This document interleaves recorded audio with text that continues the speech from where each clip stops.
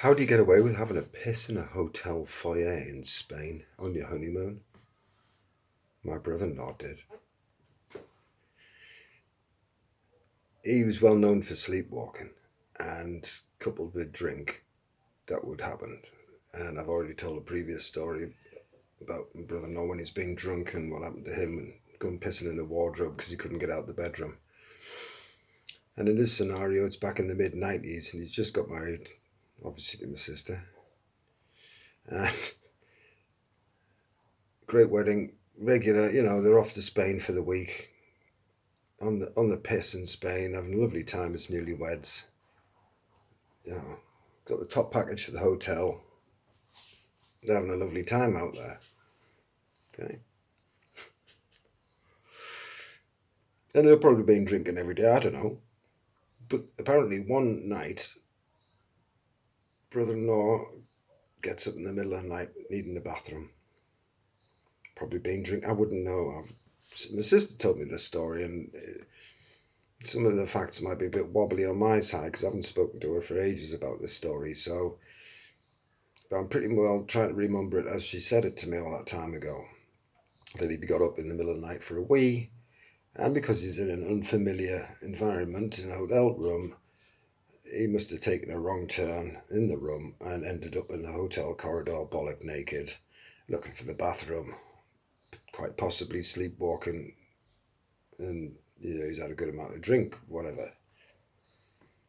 So what she said was that he wound up in the hotel foyer, down the stairs, bollock naked, across the foyer in front of the night staff where it was observed.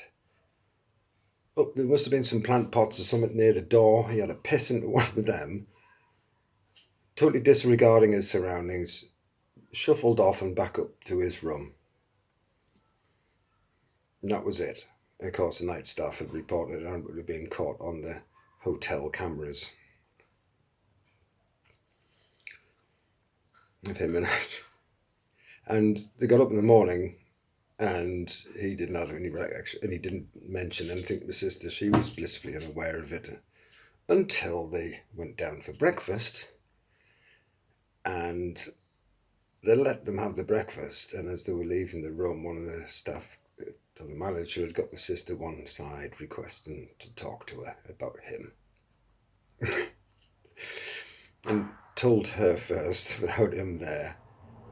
He did this, showed her the evidence of the CCTV or something like that. It'd been witnessed doing it, and then they brought him into the conversation, and we have to clean that up and all that, and of course, my sister and brother-in-law are falling over themselves in embarrassment and sorries, and they do everything to put everything right, of course, to do the right thing. And explain that he's a bit prone to that sort of thing. We're terribly sorry. Of all the places, of all the times you could have possibly gone, potentially drunken, sleepwalking, it was on your honeymoon, straight through the foyer of the hotel you stayed. Yes! Brilliant. You're telling the grandkids about that one.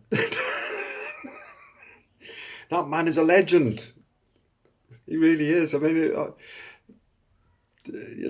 probably a really horrible moment in life that they had to go through because he's just done that. But of course, as it's passed and you look back, it's a bloody brilliant story, and you can look back. They'll look back and laugh. This is all you can do, really. What a guy! Getting away with having a piss in a hotel foyer in Spain. What a guy! But I think that's about. I'll have to ask my sister and other people because I only know two stories about his sleepwalking and drunkenness and that. And most of the time when he was drunk, he didn't always succumb to this behaviour of walking around in oblivion to what's going on. It was only isolated events, but when they happen, they're hilarious because he's oblivious to it all. Or poor recollection, whatever. He can be a bit selective on his memory, Hugh. He's he's a character and a half, a lovable character. But like me, pair of us, we get ourselves in all sorts of oddball, weird, funny, you couldn't make it up scenarios that just happened to happen, you know, and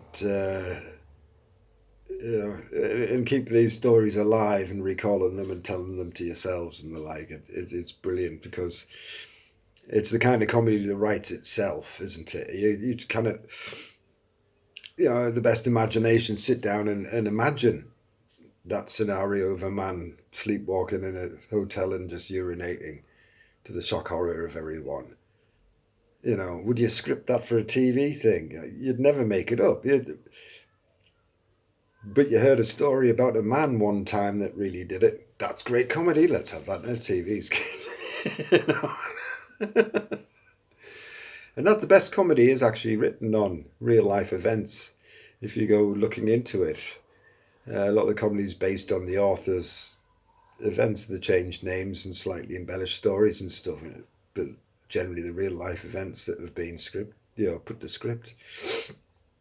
I mean, if I had the time and everything, I would have, if you could act out these things, the stories that I remember, and get people to act us out and set the scene up again, it'd be great. If you could actually see it played out visually, it makes the joke even better. So I do my best with my stories to try and give you as much detail and background as possible so you can actually feel like you're there with it as well. Right, that's it. What we're going to do, 6 minutes 45 of waffle. Pissing in a hotel lobby. Right. See you for the next story, guys. Bye.